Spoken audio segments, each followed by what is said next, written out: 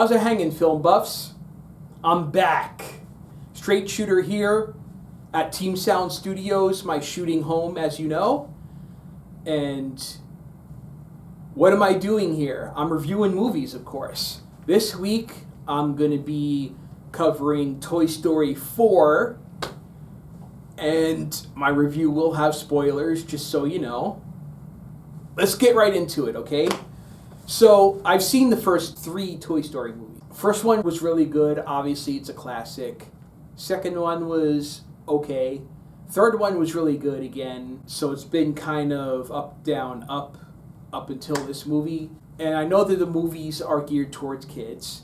But the good thing about Pixar movies and even some regular Disney movies is that they also have things that adults can enjoy, like some of the humor. And the good thing about Pixar is they don't tend to break into song. I'm not really a big musical guy, and there's no musical numbers in this one either, just so you know. What I like about the Toy Story franchise is the characters.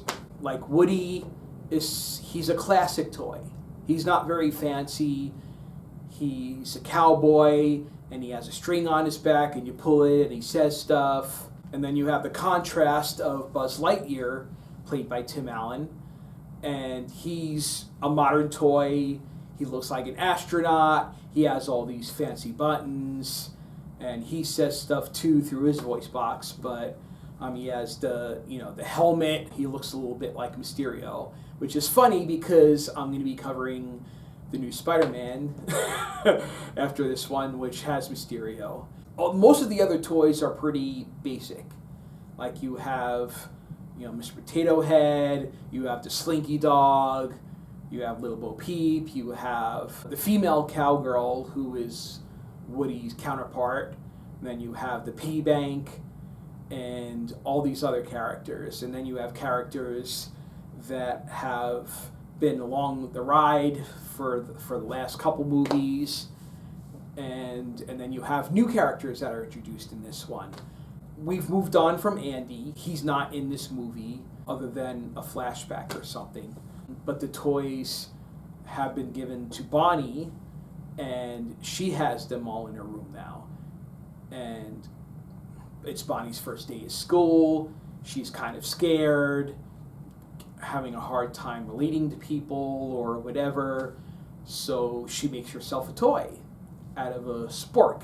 It's not really supposed to be a toy, but it is a toy, which kind of makes for a little bit of comedy because it kind of has an identity crisis. It thinks it's trash. It keeps trying to go for trash cans because it's like, I'm not a toy, I'm trash. But it ends up realizing that he's important to Bonnie because she was all worried about where Forky was and all that stuff. So basically the premise of the story is the family goes on a road trip in a Winnebago. They find this carnival, and within the carnival is an old toy store where there's this toy, this doll, who is played by Christina Hendricks, and her name is Gabby. At first it seems like she's a villain, but it ends up that all she wants to be is loved by a child. And Woody ends up sacrificing his voice box so that she could have one. And they meet other toys along the way, like there's a bunny and there's a duck played by Key and Peele. And there's a lot of comedy, there's a little bit of drama, but it's more of a comedy. Like the first one and the third one worked really well because it was part comedy and part drama. This one was just more comedy. I think that the different storylines that they were trying to do felt kind of tame compared to some of the other ones from before. Like they were out in this carnival, and it was a contained area. It wasn't within the house. I think the other Toy Story movies worked because they were either in the house or they were out somewhere where there was a lot of space. This one was basically like they're in the Winnebago, and there's a carnival, and they're in the toy store. And it didn't feel like they had much of a chance to explore those areas very much. And the villain, or the supposed villain, Gabby, had these henchmen that were basically like marionette dolls, and they all looked the same, and they acted the same. They didn't speak much. They just kind of looked like thugs. I think that they decided that they probably needed to make this movie because the Toy Story franchise is very endearing to a lot of kids and even some adults. And they figured, well, let's put it out, it'll do well. And I don't think they put as much thought into the story this time around. But at the end, there's a little bit of a twist, because along with the other toys in the toy store, Woody finds Bo Peep. And he realizes that his destiny is to be with Bo Peep, because he was Andy's favorite toy, but he was never Bonnie's favorite toy. And she even kind of like forgot about him when he was gone, when he wasn't with the rest of the group. Like, she was all worried about Forky, and Woody's mission was to bring Forky back to her, and he did that. But he realized that he didn't belong with the rest of the crew, with the rest of the toys anymore, and he stayed with Bo Peep. But the other toys reunited, and they went back with Bonnie and her family, and that was pretty much the end of the movie. There was a little bit of mid-credit sequences that were pretty funny, and that's where the movie excelled, is the comedy. There were a lot of funny bits in it, but the story kind of felt generic. But it reminds me of the old Disney straight-to-video movies. When they release it, it's not released in theaters because it's not up to the caliber of the other movies in the franchise. And this one kind of felt like it was in that category. I'm not saying I didn't enjoy it. I just thought that it was pretty unnecessary, especially after the ending of Toy Story 3. That probably could have been a good final act for the franchise. But of course, money needed to be made. So here we have another Toy Story.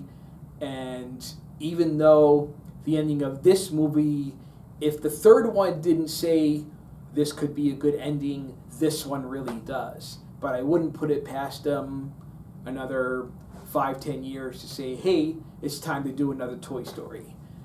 But of course, the actors might be a little bit up there in years. They may not want to do it anymore. What am I saying? Of course they will. Cha-ching. Anyway, if there was a weak character, I'd say it's probably Forky. Because the whole movie was basically him not knowing what his purpose was. And he thought he was trash. He was trying to go into the trash. He didn't want to be a toy. Bonnie wanted to get him back, and it was all about Forky.